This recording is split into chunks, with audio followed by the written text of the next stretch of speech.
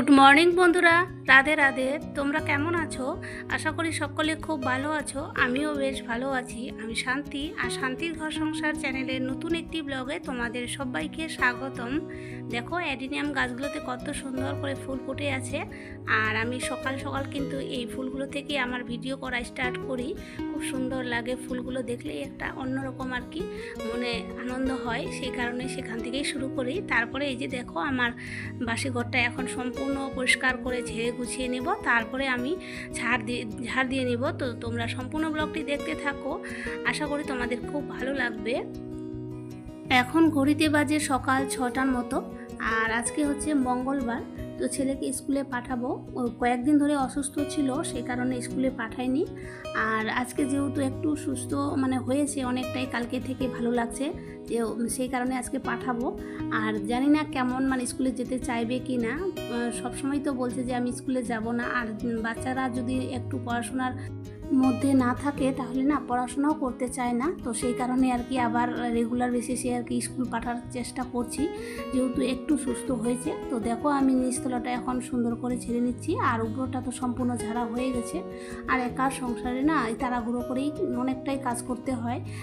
আজকে যাব আমি আমাদের কিষাণ মান্ডিতে, সেখানে আমার কৃষক বন্ধুর ফর্ম আছে, সেইটা আর কি ফর্মটা নিজে যেয়ে জমা করে আসব। তো দেখি কত তাড়াতাড়ির মধ্যে কাজটা করতে পারি। আর রান্নাবান্না করতে হবে, তারপরে স্নান পুজো সব কিছুই এখনও বাকি আছে। তো আমার ঝাড় দেওয়া কমপ্লিট হয়ে গেছে। দেখো এখন ছেলেকে হাত মুখ ধুইয়ে তারপরে খাওয়া দাওয়া করিয়ে নিয়ে আসলাম ঘরে। এখন ড্রেস পরাবো আর স্কুলে পাঠাবো। ওই তো যেতেই যাচ্ছে না, এখনও কান্নাকাটি কিন্তু করছে। আমি ভয়েসটা দিইনি, জোর করেই পাঠাতে হচ্ছে আর কি। কী করা যাবে, অনেক দিন যেহেতু যায়নি, সে কারণে এখন না গেলেও আবার সামনে পরীক্ষা আসছে, কিছুই বুঝতে পারবে না, তাই কষ্ট করে হলেও আর কি স্কুলে পাঠাতে হচ্ছে। আর আমাদের মায়েদের মন বাচ্চাদের সবটাই ভালো চায়। ওর যেমন শরীর অসুস্থতার পেছনে আমাদের খেয়াল রাখতে হয়, আর ঠিক ততটাই কিন্তু পড়াশোনার দিকটাও খেয়াল রাখতে হয়। ও কান্নাকাটি করছে আর যেতে চাচ্ছে না। তো ওর বাবা এসে একটু আদর করছে,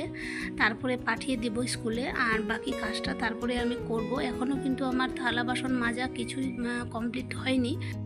আর আজকে সকালে কিন্তু ছেলেকে সেরিগ্রো দিয়েছিলাম, যেহেতু কয়েকদিন ধরে জ্বর চলছে, সেই কারণে ভাত সেরকম খেতে চায় না, আর কোনো কিছুই মুখে দিতে চায় না। তো ওইটাই একটু খায়। আর সেরিগ্রো যেহেতু 6 বছর পর্যন্ত খাওয়ানো যায়, সেই কারণে আর কি খাইয়েছি। আর দেখো এখন চলে যাচ্ছে, আর ওকে একটা ওষুধ দেওয়ার বাকি ছিল, তো ওই ওষুধটাই দিয়ে দিলাম, কাশের ওষুধ। আর এখন ওর ঠাকুরদাদাই নিয়ে যাবে ওকে আর আমার ভাস্তিকে। আর এদিকে কিছু মাছ নিয়েছিল জাল থেকে উঠিয়ে, তো সেই মাছগুলো এখন সুন্দর করে বানাতে হবে, বানিয়ে তারপরে রান্না বান্না করতে হবে।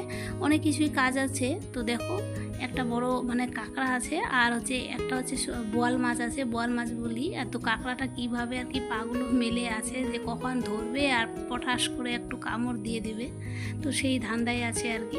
তো এই যে নেমেই যাচ্ছে, ধরাই যায় না। আর এদিকে তো এই যে ল্যাঠা মাছগুলোকে আর কি একটু জলে ছেড়ে দিচ্ছি। এগুলো যেহেতু কয়েকদিন ধরে থাকে বেঁচে জলে, সেই কারণে আর কি রেখে দেবো। আর কিছু মাছ বানাবো, আর কিছু শিঙি মাছ আছে, তো সেইগুলোই আজকে আর কি আলু দিয়ে ঝোল করব।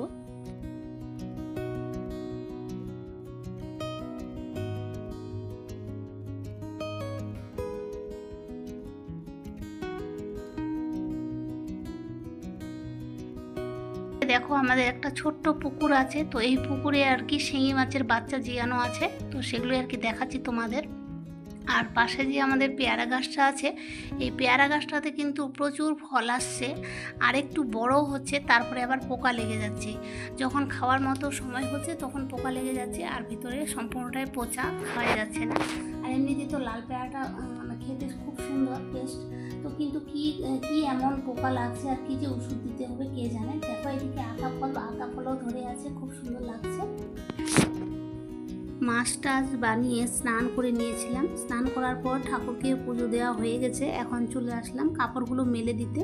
তো তারপরে আমি তাড়াহুড়োর মধ্যেই রান্নাবান্নাটাও করব, তোমাদের সাথে কিছুই হয়তো শেয়ার করতে পারবো না। তো আমার যেহেতু 2:30টার মধ্যেই বাড়ি থেকে বের হতে হবে, তারপর আবার ব্যাংকেরও একটু সমস্যা আছে।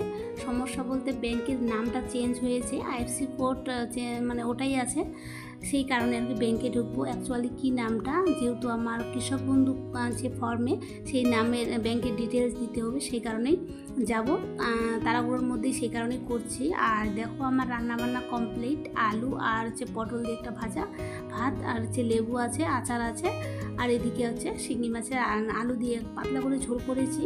কেউ হয়তো মানে আচার খাবে আর কেউ হচ্ছে লেবু খাবে, আর অনেকটাই ঝোল করেছি, কেননা রাত্রেবেলা এসে সন্ধ্যা এখন কখন সময় মানে লাগবে আমার আসতে, তো যেন রান্নাটা না করতে হয়। তো দেখো ফাইনালি আমি কিন্তু রেডি হয়ে গেছি, এখন আমি চলে যাব। তো দেখা হচ্ছে আমার কিষাণ মান্ডির ওইখানে। আর কৃষাণ মান্ডিতে যাওয়ার জন্য অনেকটাই কিন্তু রাস্তা, আমি দুটো টোটো চেঞ্জ করেছি, তারপরে এই যে বাসে উঠেছি। তো দেখো বাসে যেহেতু সামনে বসছিলাম আর অনেকটাই সুন্দর দেখাচ্ছে, তাই একটু ভিডিও করে নিয়েছি। আর পিছনে কিন্তু প্রচুর জ্যাম ছিল আর সামনে কিন্তু অনেকটাই ফাঁকা ছিল। তো শেষে আমি পৌঁছে গেছি, আর ঢুকতে ঢুকতে এরকম মেন গেটের সামনে, আর সামনেও কিছু অনেক লোক বসেছিল ফর্মটা ফিল আপ করার জন্য। আর আমি যেহেতু ফিল আপ করে এনেছি সেই কারণে আমি আর ওদের পাশে আর যাইনি। আর প্রচুর লাইন দিয়েছে, এক কথায় প্রচুর, ছেলেদের বেশি লাইন প্রচুর, আর মেয়েদের সংখ্যা আমাদের বুথের আর কি পঞ্চায়েতের হচ্ছে মেয়েদের সংখ্যা কম, তো তাড়াতাড়ি আমার হয়ে গেছিলো। তো আমি শেষে ফাইনালি যে বেরিয়েও যাচ্ছি এখন।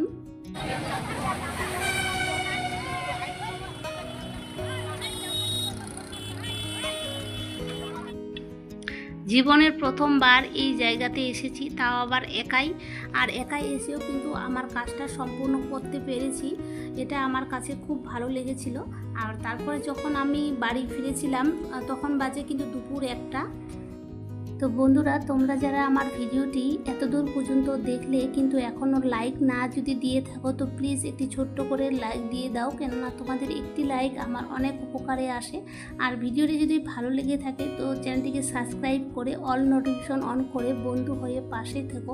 তো আজকের মতো এখান থেকে বিদায় নিচ্ছি, দেখা হচ্ছে নেক্সট ব্লগে। ততক্ষণে তোমরা সবাই ভালো থেকো, সুস্থ থেকো, টাটা।